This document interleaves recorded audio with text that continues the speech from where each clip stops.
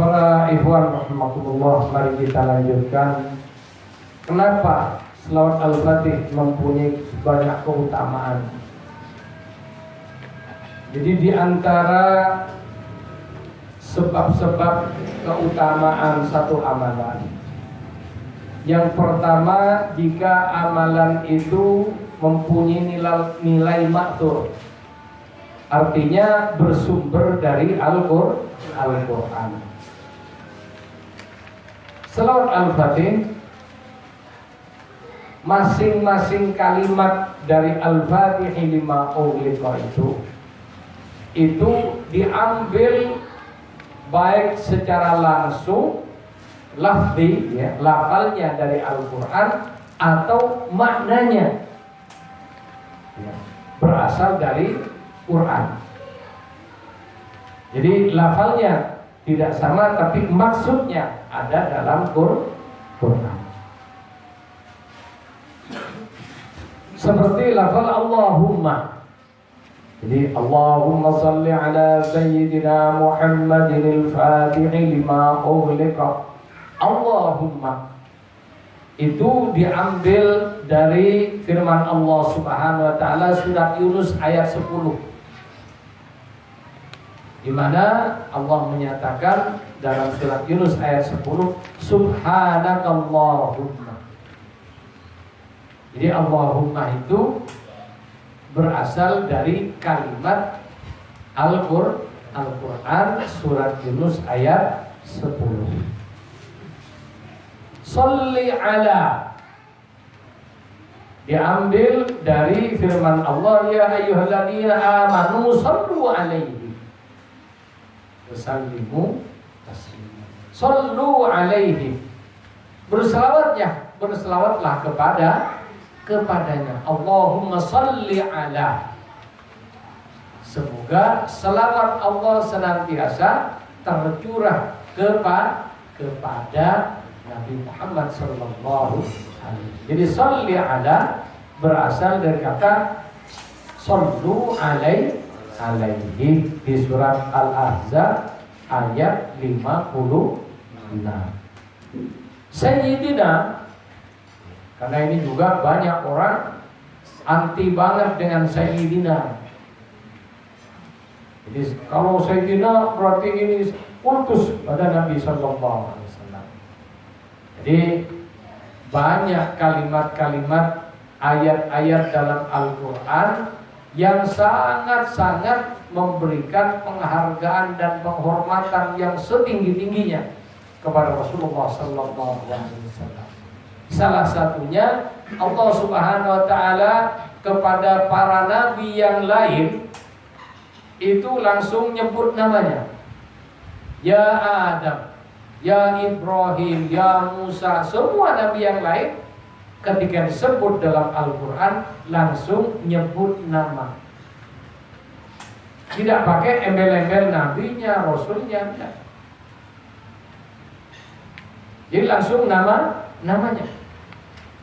Adapun kepada Rasulullah sallallahu alaihi wasallam sebagai bentuk penghormatan Allah Subhanahu wa taala kepada beliau, tidak nyebut nama beliau. Andaikan disebut nama beliau, itu langsung juga diikuti dengan martabatnya. Contohnya Muhammadur Rasulullah walladzina ma'ahu asyidda'u 'alal kuffar ruhama'u bainahum. Jadi Muhammad tidak sendiri, mesti ada titelnya Muhammad Rasulullah. Nabi yang lain tidak ada.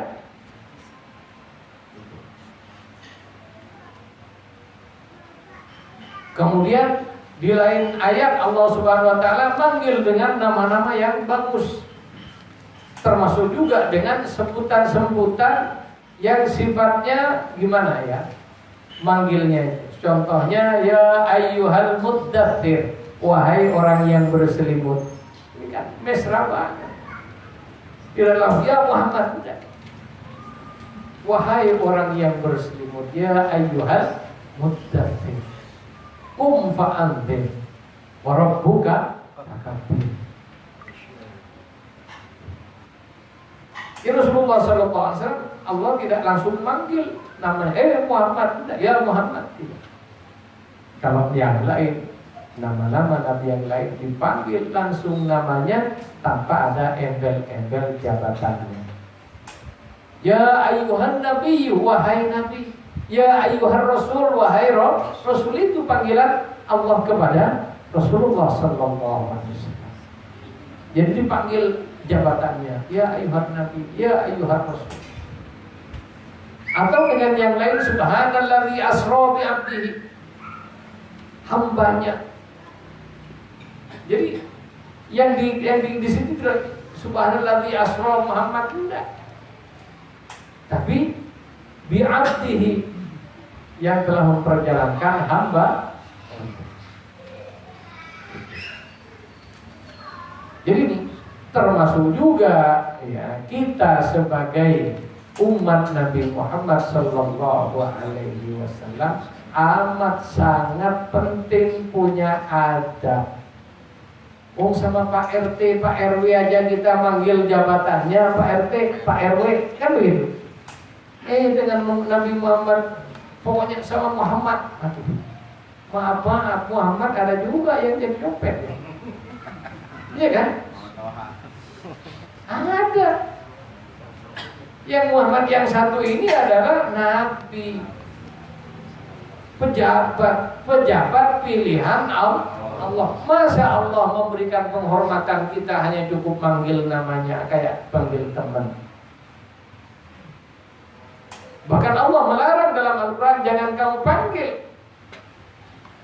Rasulullah sama dengan panggilan kita kepada orang lain. Allah melarang. Jadi kalau kita panggil Munir, pantas. Dol, pantas. Tapi sama Muhammad, ntar dulu Rasulullah jangan panggil Muhammad. Iya, kalau panggil anak saya. Tapi panggil Rasulullah ini harus dengan adab. Manggil presiden dipanggil jabatannya, Pak Presiden, Pak Bupati, Pak Gubernur, hatta Pak RT kalau di Jakarta itu punya nilai, dipanggil jabatannya. Mohon maaf Pak RT, dengan RT-nya menghormat manggil jabatannya, sama nabinya Muhammad. Waduh, ini adab. Dan Islam adalah akhlak. Dan Nabi diturunkan untuk menyempurnakan akhlak. Makanya kita kepada Nabi itu perlu punya akhlak. Kemudian kata Sayyid dalam surat Al-Fatih juga berasal dari Al-Quran, yaitu surat Ali Imran ayat 39, yaitu Sayyidan wa Husura. Sayyidan, Nabi itu adalah Sayyid, pemimpin. Jadi Sayyid itu pemimpin atau orang yang kita hormati, junjungan kita. Sayyidina, pemimpin kita atau junjungan kita. Masa bila pemimpin kita pada Rasulullah tidak boleh? Yang lebih parah lagi dikatakan syirik. Waduh, gimana? Memangnya kalau manggil Sayyid jadi Tuhan? Tidak. Kemudian lafaz Muhammad, Allahumma shalli ala Sayyidina Muhammad. Muhammad juga dalam Al-Quran ada. Di surat Al-Fath 29, Muhammadur Rasulullah walladzina ma'ahu asyidda'u 'alal kuffar ruhama'u bainahum. Jadi kata Muhammad ini diambil dari ayat Quran. Al-Fatih lima ughliqa, yang membuka semua yang terkunci. Jadi makna dari Al-Fatih lima ughliqa ini banyak. Jadi maknanya banyak. Pertama, Al-Fatih lima ughliqa mempunyai makna asalnya alam semesta tidak ada. Maka Allah membuka dari tidak ada menjadi ada dengan kehadiran penciptaan makhluk pertama, yaitu Rasulullah dalam bentuk cahaya dari cahaya Allah Subhanahu wa ta'ala. Jadi Allah mengambil sepotong cahaya dari cahayanya, dan cahaya itulah yang diciptakan oleh Allah menjadi asal usul seluruh makhluk. Yang pada saat itu belum ada alam. Yang namanya alam kullu syai'in siwallah. Yang disebut alam segala sesuatu selain Allah. Selain Allah alam. Jadi nanti penjelasannya lebih detail lagi di selawat Al-Fatih. Nah, di selawat Jawharatul Kamal. Detailnya Al-Fatih lima ughliqa ini ada dalam selawat Jawharatul Kamal. Jadi makna pertama adalah yang membuka dari tidak ada menjadi ada. Jadi pembuka dari tidak ada menjadi ada adalah makhluk pertama berupa cahaya yang menjadi awal makhluk, dan cahaya itu adalah cahaya Muhammadi, nurul Muhammadiyah, nurnya kanjeng Nabi.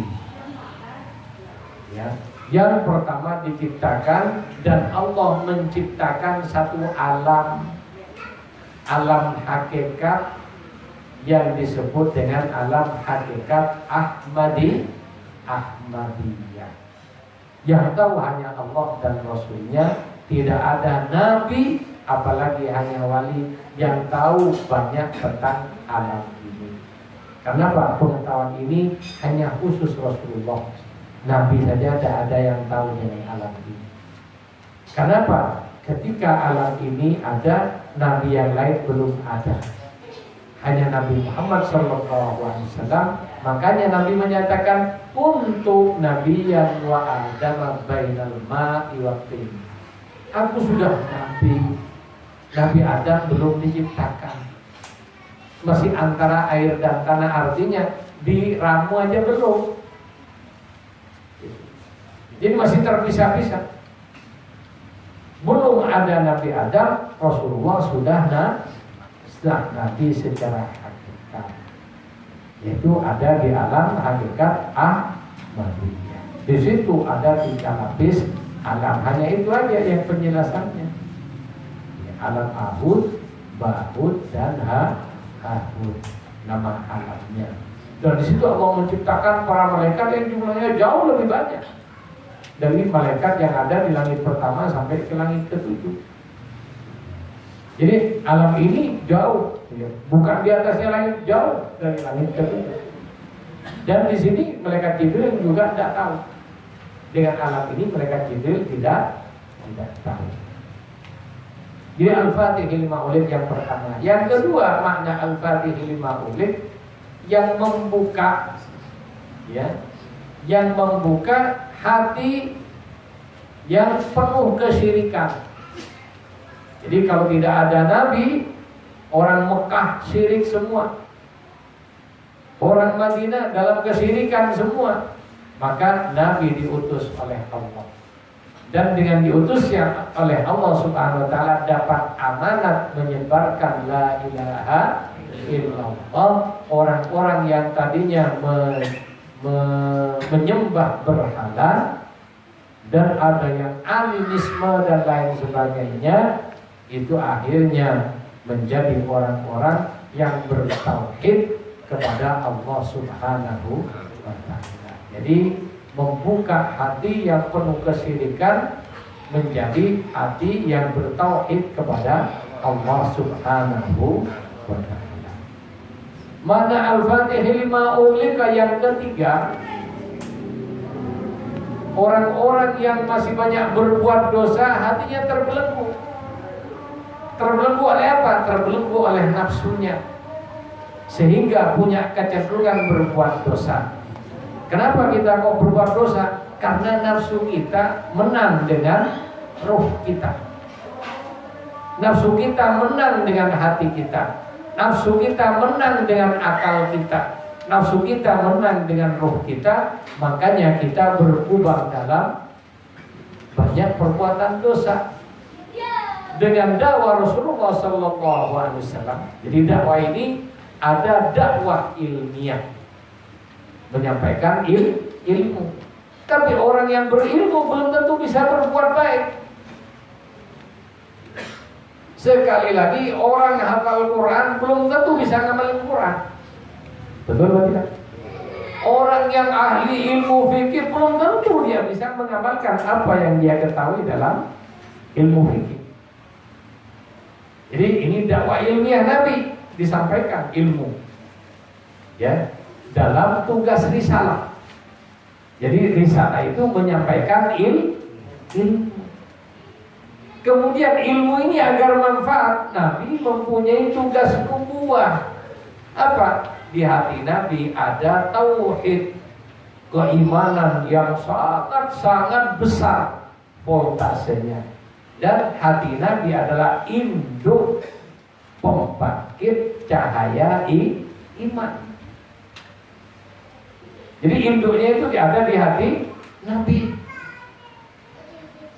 Dari hati Nabi ini di alam gaib sono, Nabi Adam ngambil sedikit dari generator yang ada di hati Nabi yang masih ada di alam gaib untuk kepentingan umat pada masanya. Nabi-nabi setelah Nabi Adam juga dapat bagian. Jadi ilmu ke Nabi, kenabian apa? Yaitu cahaya iman. Selanjutnya setelah Rasulullah wafat, maka cahaya iman ini dilanjutkan tugasnya oleh para aulia. Jadi wali yang bawa iman. Rasul membawa cahaya ilmu, ya, cahaya risalah yang selanjutnya dilanjutkan oleh para ulama. Makanya ada ulama su. Jadi kalau wali sudah benar-benar wali, tidak ada wali su, tidak ada. Kalau ulama su ada, apa? Ulama pinter dalil, pinter hafal Quran, macam-macam. Ya. Dia bisa ngajar di perguruan tinggi dan lain sebagainya. Sholat tidak. Bikin kerusakan dengan ilmunya, iya. Kan ada seorang mengatakan seorang doktor, guru IAIN, pendukung LGBT, ada kan? Ada kan?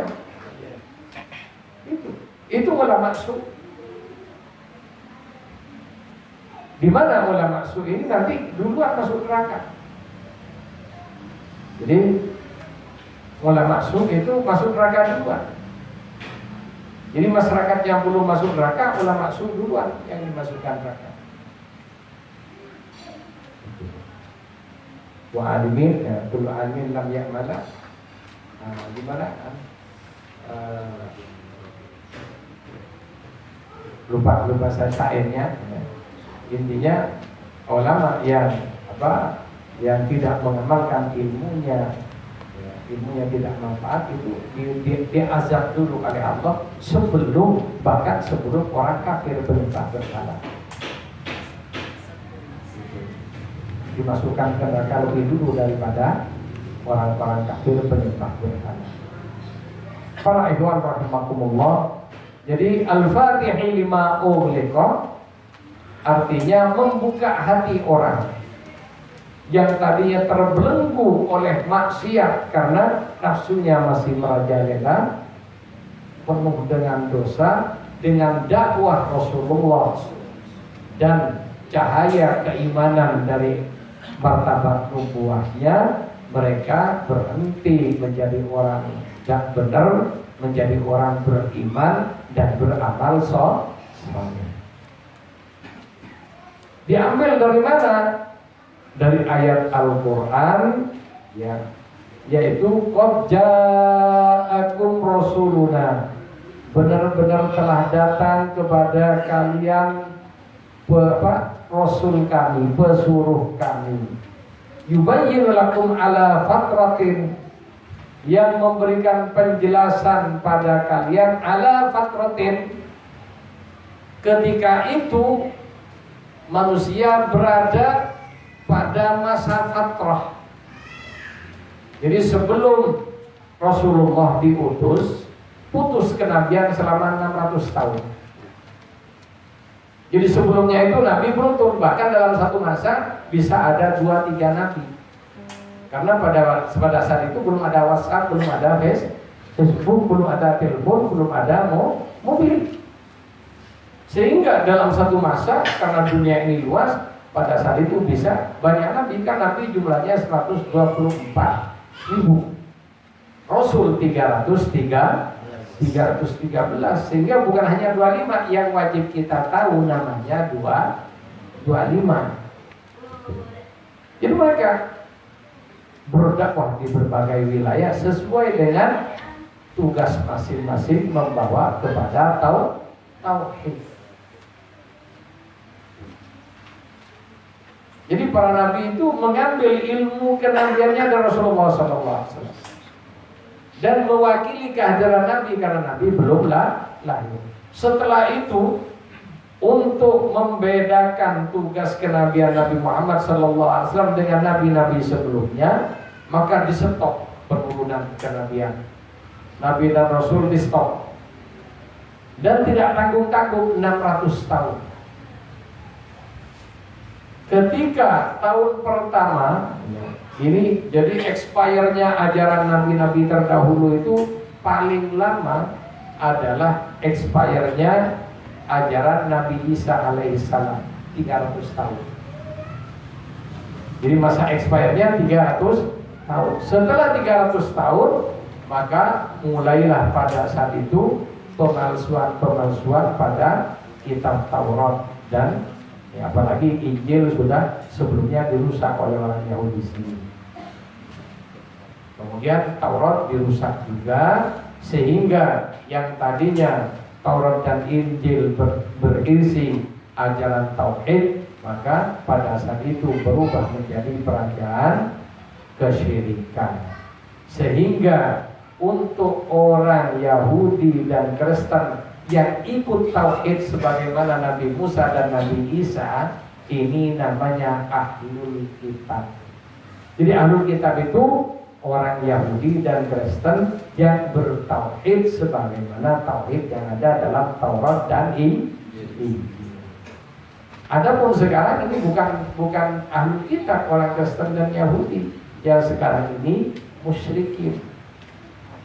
Dan kalau dulu orang Kristen Yahudi zaman dulu boleh dinikahi, sembelihannya boleh dimakan. Kenapa? Mereka tetap bertauhid dan menyebut nama Allah. Mereka menyembelih dengan nama Allah, menikahkan dengan nama Allah juga. Tapi setelah diubah sesuai dengan zaman, akhirnya diubah-ubah dari tauhid menjadi mulhid, dari satu Tuhan menjadi multi Tuhan. Maka pada saat itulah Kristen dan Yahudi tergolong agama musyrikin. Dan itu berlangsung pada setelah lepas 300 tahun wafatnya Nabi Isa. Selama 300 tahun kedua inilah yang disebut dengan zaman fatrah, zaman kekosongan kenabian. Jadi pada zaman itu tidak ada nabi. Pada zaman fatrah ini Allah Subhanahu wa taala memberikan ampunan kepada orang yang ada di situ. Jadi belum masuk Islam, tapi mereka tidak tergolong sebagai orang kafir mutlak. Itu. Sehingga ini juga jawaban di antara umat Islam yang mengatakan kedua orang Nabi kafir. Itu. Padahal nenek moyang Nabi itu berpegang teguh dengan millah Ibrahim. Dan Nabi sendiri sebelum Islam, sebelum dapat risalah Islam ini, Nabi sudah sholat dengan sholatnya Nabi Ibrahim. Baru setelah dapat perintah sholat ketika Isra dan Mi'raj, baru Nabi sholat sebagaimana dapat petunjuk cara sholat dari Allah Subhanahu wa ta'ala dengan sholat 5 waktu. Jadi Nabi SAW berdakwah ala fatratin, pada masa di mana pada masa itu tidak ada nabi lagi selama 300 tahun, musim fatrah. Ya, tahun fatrah, tahun kekosongan dari agama. Disitulah Nabi diturunkan. Maka Nabi, gimana pada saat itu orang berada pada kegelapan akidah, pada kesyirikan dan berbagai bentuk penyembahan yang sesat, maka disitulah Nabi dapat perintah untuk al-fatihi lima ughliqa, untuk membuka hati-hati yang terbelenggu oleh kesyirikan menuju tauhid. Minat bulumat ilan. Jadi maksud al-fatihi lima ughliq, disitulah Nabi berdakwah, dan dengan dakwahnya orang yang tadinya syirik menjadi tauhid. Orang yang tadinya senang berbuat dosa, ya, perbuatan dosa zaman orang-orang jahiliyah dianggap ya sesuatu yang membanggakan, sampai membunuh anaknya sendiri karena perempuan dianggap kebiasaan. Maka oleh Nabi termasuk perbudakan. Maka oleh Nabi Sallallahu Alaihi Wasallam dengan Islam yang bersifat rahmatan lil alamin, dengan dakwahnya dibuka kondisi-kondisi ini. Jelas? Kemudian wal khatimi lima sabaqa. Ya, al-fatihi lima ughliqa, yang membuka semua yang terkunci. Allahumma salli, ya Allah limpahkanlah sholawat-Mu. Sholli itu salawat. Apa artinya salawat? Rahmat dari Allah Subhanahu wa taala. Ala sayyidina, atas junjungan kami Muhammadin, yaitu Nabi Muhammad. Al-Fatihi lima ughliqa, yang membuka segala sesuatu yang terkunci, ya. Dan ini diambil dari ayat Quran, qad ja'akum rasuluna yubayyinu lakum ala fatratin min rusul. Ayat lain yang mendukung, inna fatahna laka fatham. Maka Allah membuka untuk kamu Muhammad, atau menaklukkan bagi kamu wahai Muhammad, fatham mubina, kemenangan yang benar-benar nyata. Jadi kemenangan nyata kepada Rasulullah SAW apa? Dengan menaklukkan kota Mekah. Sebelum menaklukkan kota Mekah, Allah memberi hadiah dulu setelah 13 tahun berdakwah siang malam tanpa mendapatkan hasil yang yang maksimal. Kemudian Allah memberi hadiah penduduk Madinah yang beriman dengan sukarela. Setelah pindah ke Madinah, Rasulullah mendapatkan sambutan dari penduduk Madinah sehingga Islam mulai berjaya. Setelah itu banyak penduduk dari berbagai kabilah masuk Islam, sampai Rasulullah bisa menaklukkan kota Mekah dengan izin Allah tanpa menumpahkan darah. Sehingga kemenangannya mutlak. Kalau kemenangan masih menumpahkan darah kan masih, ini benar-benar kemenangan. Orang Mekah masuk Islam tanpa disuruh oleh Rasulullah, berbondong-bondong masuk Islam. Sebagaimana isyarat Al-Quran sebelum Rasulullah menaklukkan kota Mekah, Allah memberi kabar gembira, idza jaa nasrullah. Nanti Muhammad kalau sudah datang pertolongan Allah, idza jaa nasrullahi wal fath, kalau sudah datang pertolongan Allah dan kemenangan. Jadi Al-Fatih makna yang lain adalah kemenangan. Idza jaa nasrullahi wal fath, jika telah datang pertolongan Allah dan kemenangan, la ra'aitan nasa, niscaya kamu akan melihat manusia yadkhuluna fi dinillahi afwaja, masuk ke dalam agama Allah afwaja, berbondong-bondong. Jadi kalau sudah tiba waktunya, kamu akan melihat nanti orang masuk ke dalam agama Allah berbondong-bondong dengan sukarela.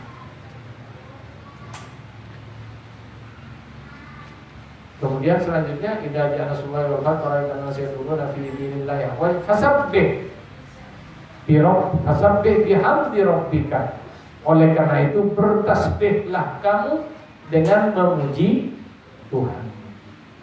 Wastaghfir, dan banyaklah kamu beristighfar, innahu kana tawwaba, karena sesungguhnya Allah Subhanahu wa taala Maha penerima taubat. Di Al-Fatih lima ughliqa adalah Rasulullah sallallahu alaihi wasallam dapat perintah untuk berdakwah dalam kondisi puncak kerusakan umat. Pada saat itu tidak ada agama lagi. Tidak ada agama, karena apa? Agama-agama sebelumnya yang ada sudah expire semua, sudah rusak semua. Pada saat itulah Allah menurunkan pertolongannya. Kenapa? Biar jelas. Jadi biar ada pembatas, biar beda, kelihatan bedanya al-Islam dengan syariat agama sebelumnya. Wal khatimi lima sabaqa, dan penutup dari para nabi. Nabi terakhir sabaqa ini, wal khatimi, dan penutup lima sabaqa terhadap apa yang sebelumnya. Apa yang sebelumnya? Tugas kenabian dan kerasulan dari zaman Nabi Adam sampai Nabi Isa alaihi salam, kemudian Nabi sallallahu alaihi wasallam sebagai penutupnya.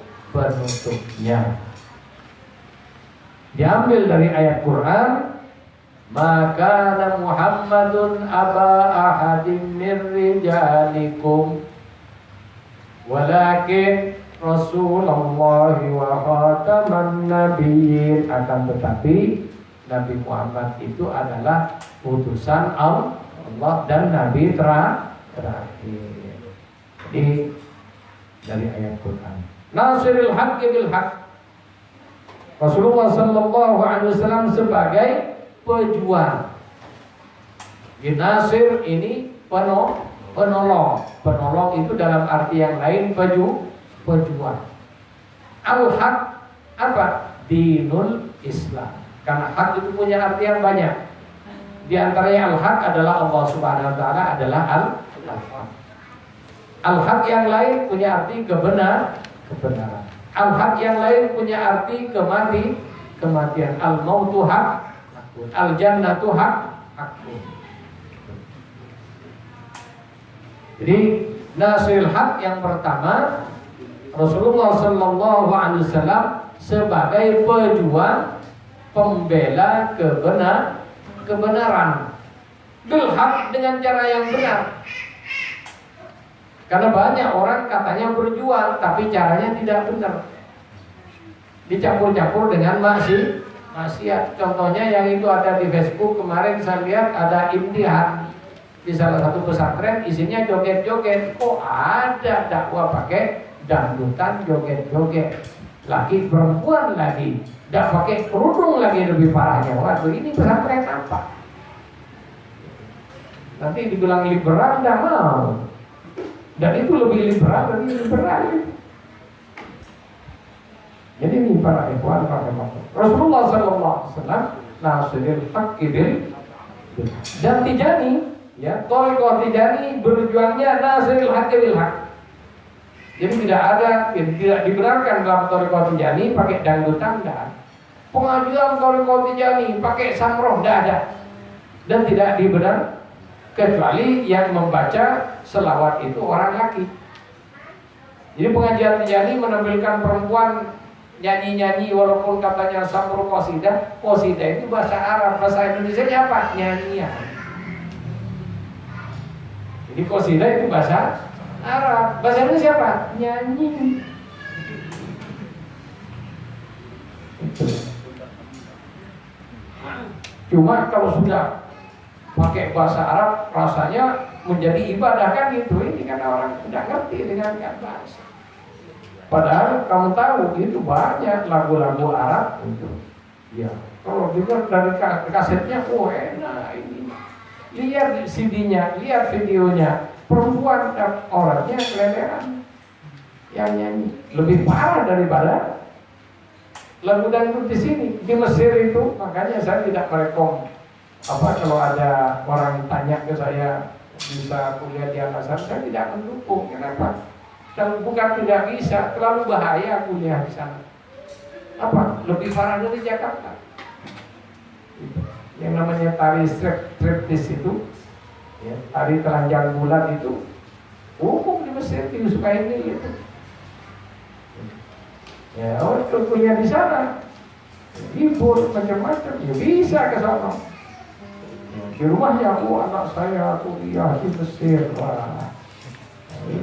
Bahkan bisa di sana jadi gaet, tidak kuliah di gaet. Termasuk juga ada dulu masa sering marah-marah dulu pada teman-teman. Kenapa? Itu orang itu ngaji di haram. Kapan kamu ngaji di haram? Dan orang lakukan. Kapan kamu ngaji di haram?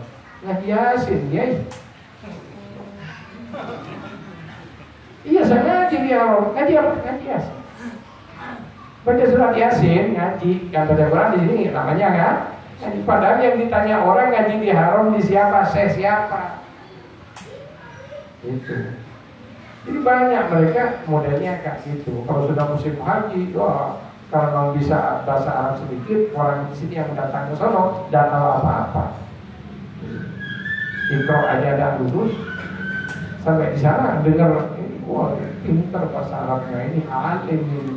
Nyerocos, ditipu macam-macam, suruh beli ini, beli itu, mau aja.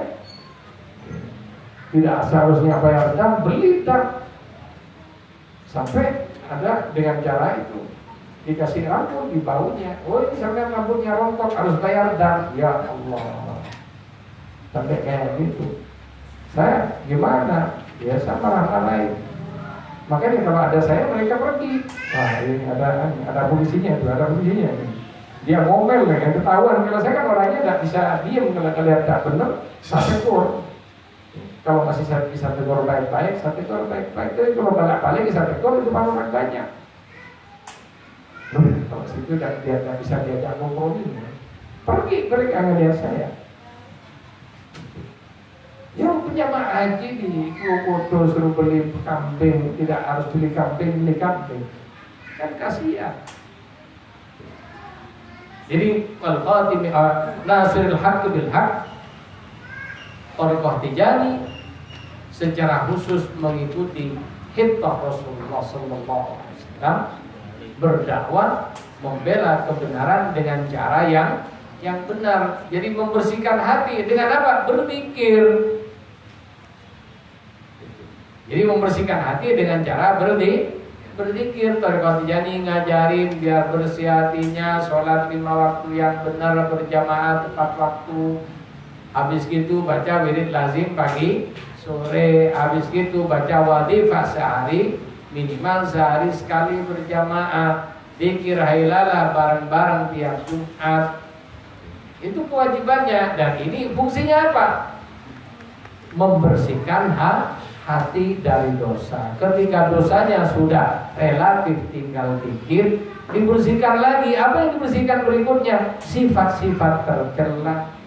Orang yang bersih hatinya dari dosa belum tentu bersih dari sifat tercela. Kenapa? Semakin orang kelihatan tidak punya dosa, makin bahaya. Orang makin tidak sedikit dosanya, makin keluar cahaya imannya. Sehingga kelihatan baik, tambah baik di depan orang.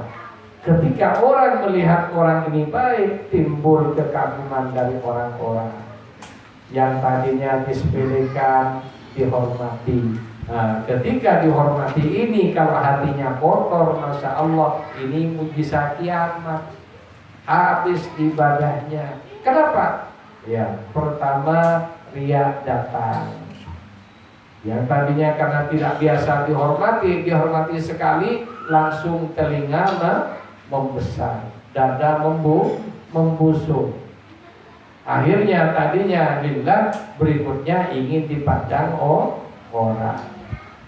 Tadinya tidak biasa jadi imam, ambisi jadi imam. Ingin one man show. Tahu one man show? Biar pandangan tertuju kepada ria'an nas, biar manusia memandang kepadanya. Jadi orang terpandang. Padahal tadinya tidak terpikir. Apa? Ketika banyak dosa, dia sadar ya ini saya ini kan orang tidak benar ini. Ketika seperti itu bagus. Tapi setelah kelihatan bersih dilem sama orang, lah ini sudah mulai bahaya. Nah ini fungsi thariqah di sini. Jadi setelah dosanya relatif kecil, dibersihkan dari penyakit hati. Yang paling ringan dulu riya. Dengan zikir astagfirullah dia hilang. Datang lagi astagfirullah lagi hilang. Datang lagi, makanya pagi sore dicuci. Ditambah sekali semalam kumpul bareng-bareng apa? Cuci bareng-bareng. Wirid tarbiyah. Baca wadifah berjamaah. Apa? Biar lebih intensif pembersihan hatinya dari sifat-sifat tercela. Jelas? Jadi itu fungsinya wirid thariqah. Dan tarbiyahnya langsung oleh Rasulullah sallallahu alaihi wasallam. Nasiril haqqi bil, ini maksud dari nasiril haqqi bil haqq. Diambil dari Al-Qur'an, lakin rasulah walladzina amanu ma'hu jahadu bi amwalihim wa anfusihim. Orang-orang bersama Nabi Muhammad sallallahu alaihi wasallam berjihad di jalan Allah dengan mengorbankan harta dan jiwanya. Tuh. Wal hadi ila siratikal mustaqim, dan Rasulullah punya tugas memberi petunjuk, mengarahkan, membimbing hati manusia ke jalan Allah yang lurus. Apa jalan Allah yang lurus? Dinul Islam, agama Islam.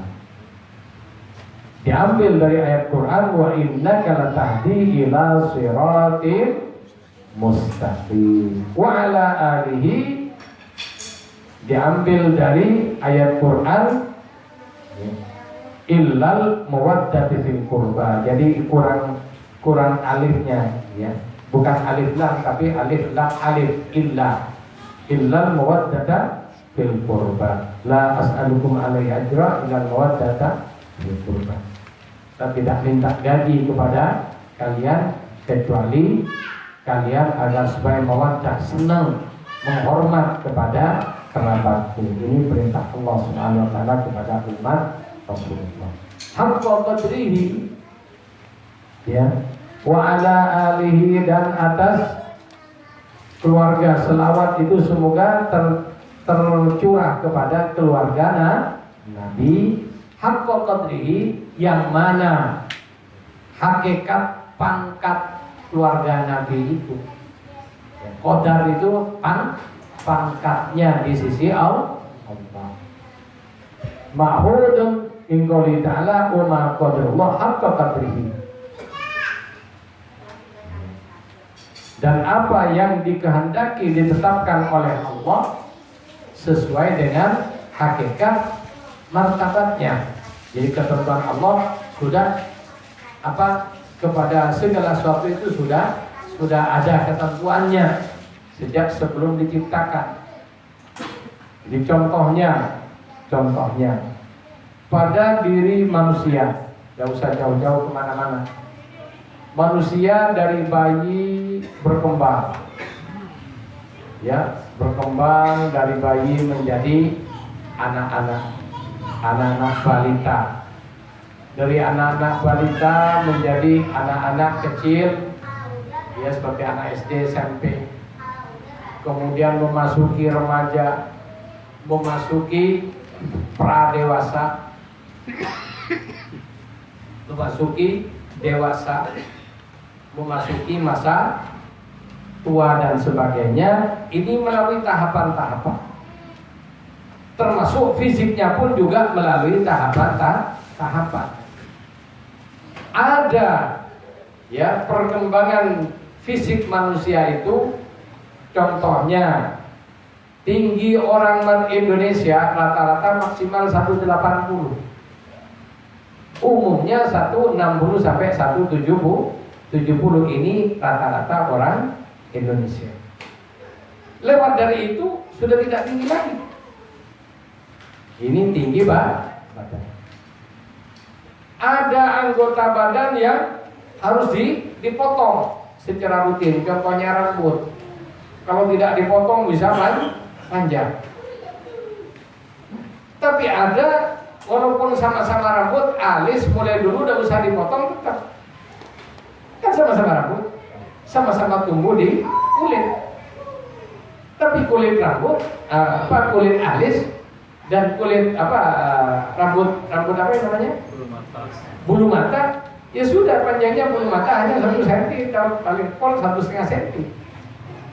Loh, kalau pas ini dibikin berkembang terus kayak rambut kepala, maka bisa ketutupan bulunya. Termasuk alis bisa nutup muka kita. Tapi mulai dulu yang namanya alis tetap segini. Tambah lama tambah habis malah. Itu. Gigi berkembang. Tapi ketika sudah sampai pada puncaknya berhenti, tidak berkembang lagi, tidak nambah lagi. Bisa dibayangin kalau gigi tambah terus, bisa kayak punya babi nanti siungnya.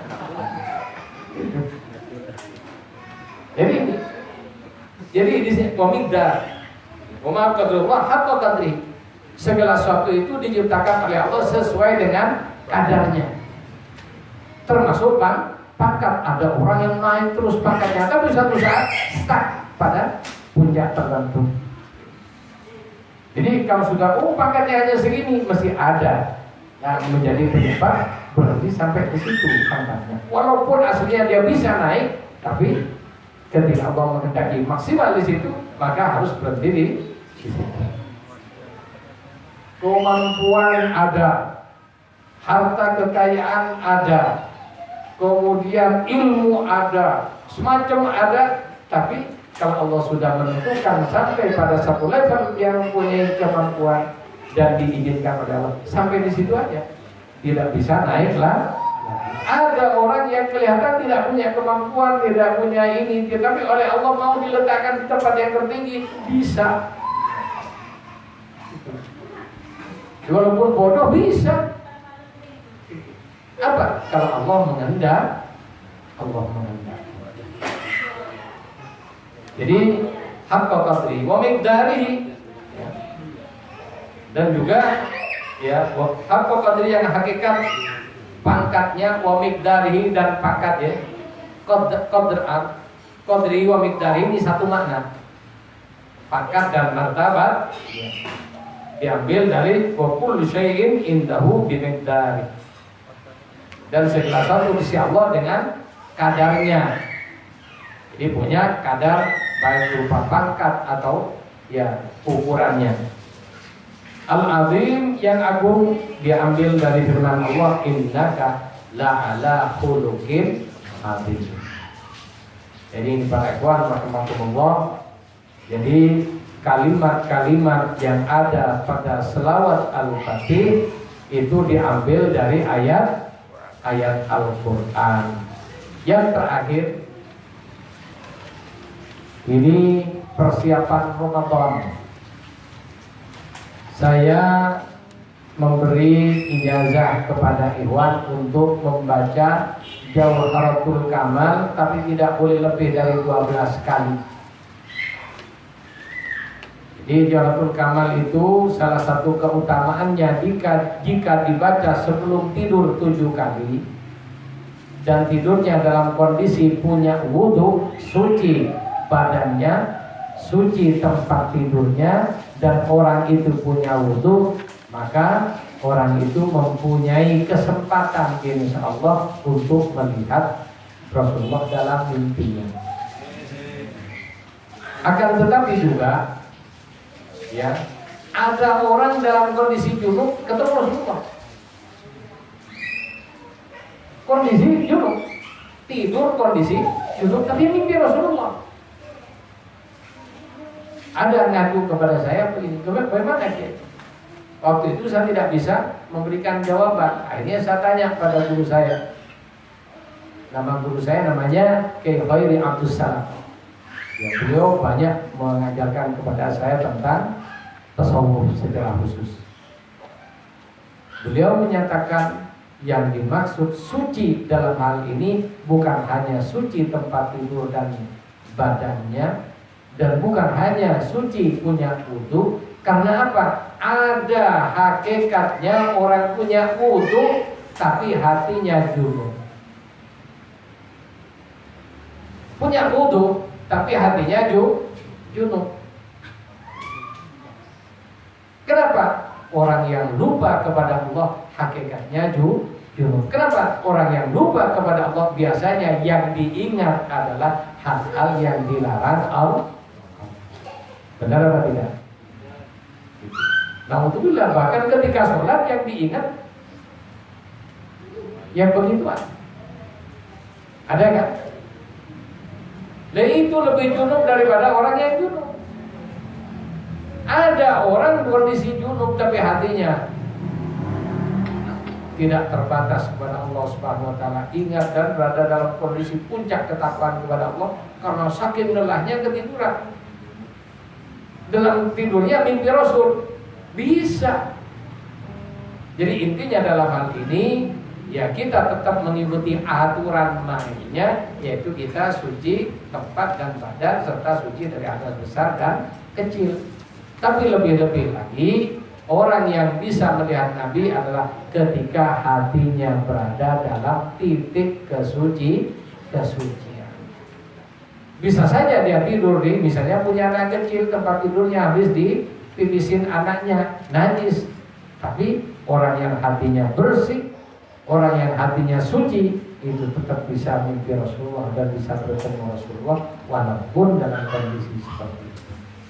Ya kita kan pemula ini. Karena pemula ini dia harus ikuti semua aturan. Dan ijazah ini hanya mereka yang sudah ikhwan. Kalau belum ikhwan tidak diperkenankan membaca. Jadi yang belum ikhwan mohon maaf, saya tidak memberikan ijazah kepada hadirin yang belum ikhwan. Karena syarat Jawahirul Kamal diantaranya izin. Jadi ikhwan baru dapat izin baca Jawahiratul Kamal. Jadi sekedar tambahan ilmu tidak apa-apa. Tapi belum boleh mengamalkan Jawahiratul Kamal yang belum ikhwan. Caranya bagaimana? Ya, setelah wudu dan mandi besar, kemudian sholat 2 rakaat, sholat sunnah mutlak. 2 rakaat, lebih tidak apa.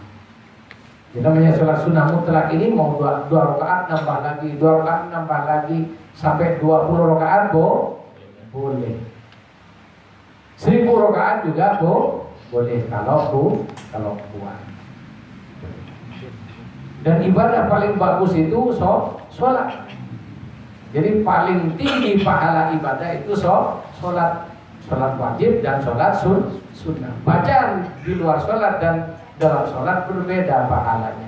Sama-sama baca Fatihah, dibaca dalam sholat dan bukan sholat berbeda. Sholat wajib dengan sunnah juga berbeda pahalanya.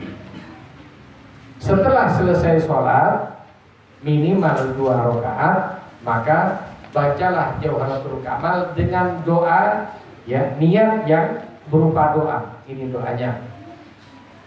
Jadi ayo baca bersama. Allahumma inni as'aluka binuri wajhillahil azim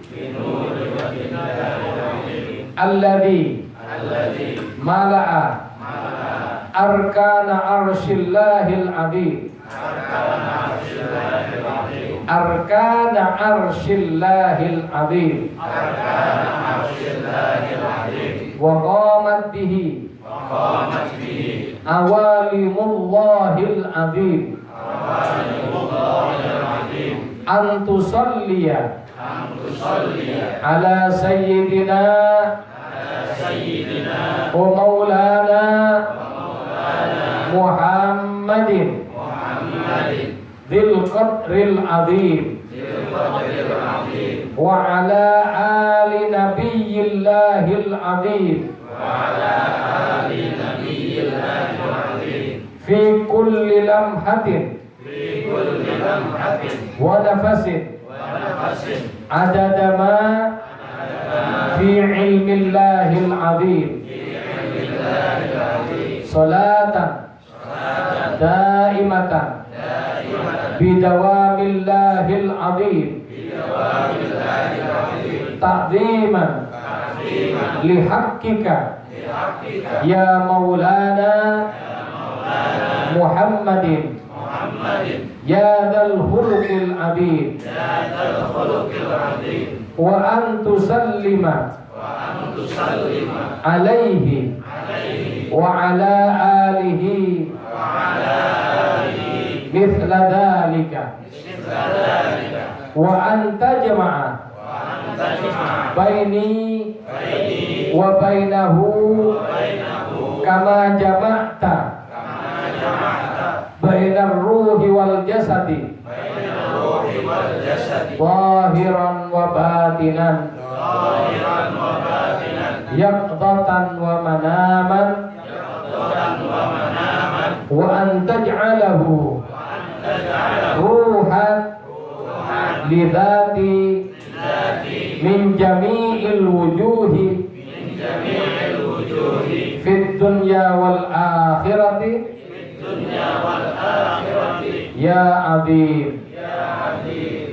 Kemudian baca Jawharatul Kamal 12 kali dengan niat ziarah langsung kepada Rasulullah sallallahu alaihi wasallam. Secara khusus waktu yang ditunjuk adalah malam Jumat dan malam Senin. Ini ada dalam kitab Bughyatul Mustafid yang ditahqiq oleh Sayyid Ar-Radi Ganun, yang diambil dari Kunas Al-Arif Billah Al-Muqaddam Sayyidi Muhammad bin Sultan Asy-Syarafi radhiyallahu anhu. Jadi dari perbendarahan ya. Jadi Ikhwan Tijani Lailatul Qadar. Bagi Ikhwan Tijani Lailatul Qadar bisa setiap hari. Tidak perlu nunggu Ramadan. Kalau baca surah Fatih banyak, maka setiap kalimat-kalimat dalam Al-Fatih bisa mendapatkan pahala yang sangat besar. Laksana pahalanya pahalanya Lailatul Qadar. Dengan selawat Al-Fatih yang 2 syarat saja, andekan 100.000 umat, masing-masing umat 100.000 qabilah, masing-masing qabilah punya penduduk 100.000 laki-laki yang diberi umur 100.000 tahun, diberi dia setiap hari baca selawat 100.000 selain Al-Fatih. Tidak bisa ngunggulin selawat Fatih 1 kali dengan 2 syarat tersebut. Ya, ini aja sudah lebih dari Lailatul Qadar. Lailatul Qadar hanya 80 tahun. Ini 100.000 tahun. Keutamaan diberikan oleh Allah. Mari kita manfaatkan, kita syukuri. Oleh karena itu ikhwan sudah tidak perlu mikir-mikir pahala. Kenapa? Pahalanya sudah lipat ganda banyak, makanya jangan dipikir. Yang bisa dipikir itu kalau sedikit. Ya. Oh, coba orang punya duit banyak, tidak mikir jumlah. Kalau hanya 1 juta, 10 juta itu sudah cemen. Tapi orang kalau sehari dapat 100.000, ngumpulin. Mau 1 juta ini sudah banyak. Kalau perlu tiap hari dihitung lagi. Sudah tahu 1 juta dihitung lagi besoknya. Kenapa? Karena yang hitung itu karena kan jumlahnya sedikit. Tapi orang yang duitnya semudah tidak akan hitung duit, di bawah ATM-nya doang. Kalau perlu sudah tidak perlu ATM lagi dengan gadgetnya, dengan mau transfer elektronik dan sebagainya, sudah mereka tidak punya duit, kan tidak bawa duit ke mana-mana. Duitnya tidak pernah dipegang, ya.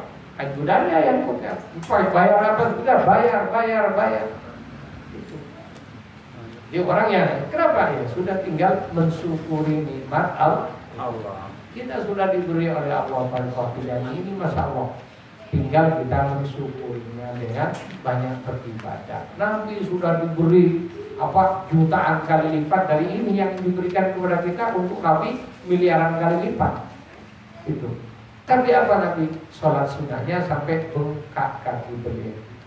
Ketika ditanya pagi-pagi, Nabi masih kelihatan bengkak wajahnya. Karena apa? Banyak nangis kepada Allah. Kalau kita malam-malam kan banyak bengkak, habis lihat hati semalaman. Itu kalau Nabi bengkak karena banyak menangis kepada Allah, mikir umatnya. Sampai si Nabi Bilal bilang, ya Rasulullah, Allah sudah menyatakan dosamu telah dihapus, telah diampuni, dan engkau akan menjadi penduduk surganya Allah Subhanahu wa Ta'ala. Kemudian sudah dijamin maksum. Masih kurang apa lagi ibadah sampai kayak gitu, kaki sampai bengkak, mata sampai bengkak kayak gitu. Masih apa lagi ya Rasulullah? Bilang ngomong kayak gitu. Nabi akhirnya menjelaskan, termasuk kepada istri beliau Sayyidah Aisyah. Kok ibadah sampai kayak gitu sih, kata istrinya.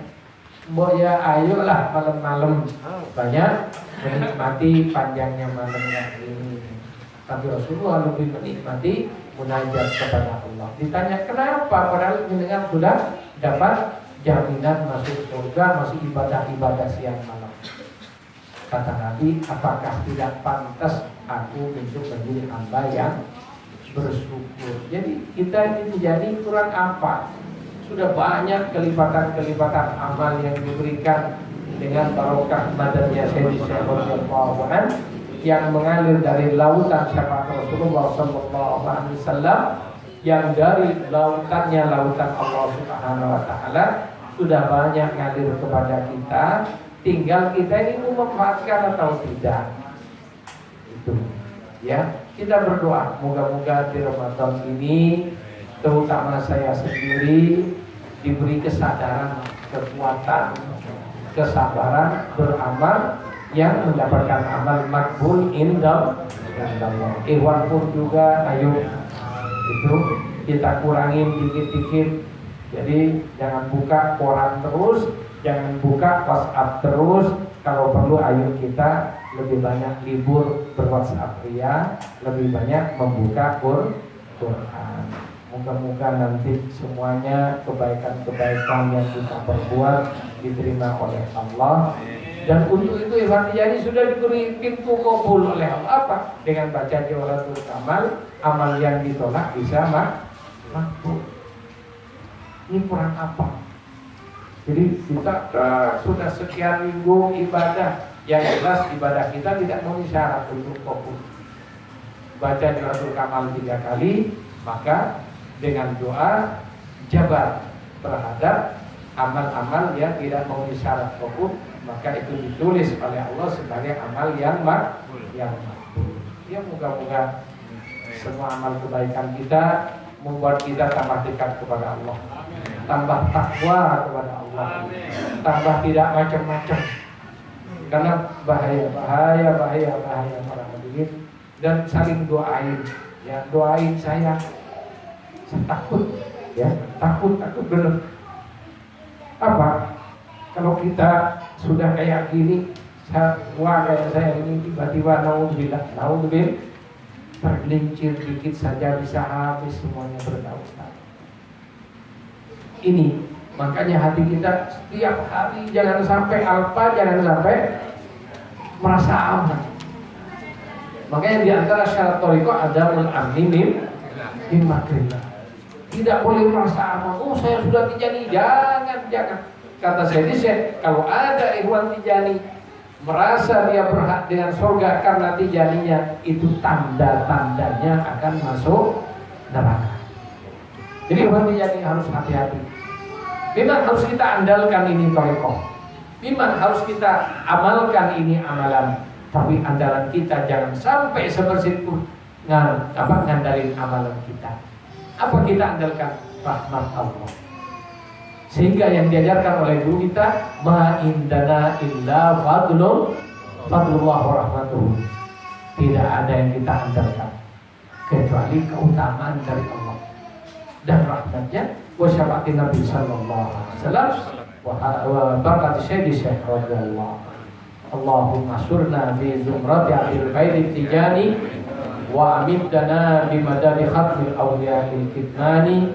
Allahumma barik lana fi Rajab wa Sha'ban wa ballighna Ramadan. Allahumma barik lana fi Rajab wa Sha'ban wa ballighna Ramadan. Allahumma barik lana fi Rajab wa Sha'ban wa ballighna Ramadan. Bibarakati Allahumma salli ala sayyidina Muhammadin al-Fatih lima ughliqa wal khatim lima sabaqa nasiril haqqi bil haqqi ila siratikal mustaqim wa ala alihi haqqa qadrihi subhana rabbika rabbil izzati amma yasifun.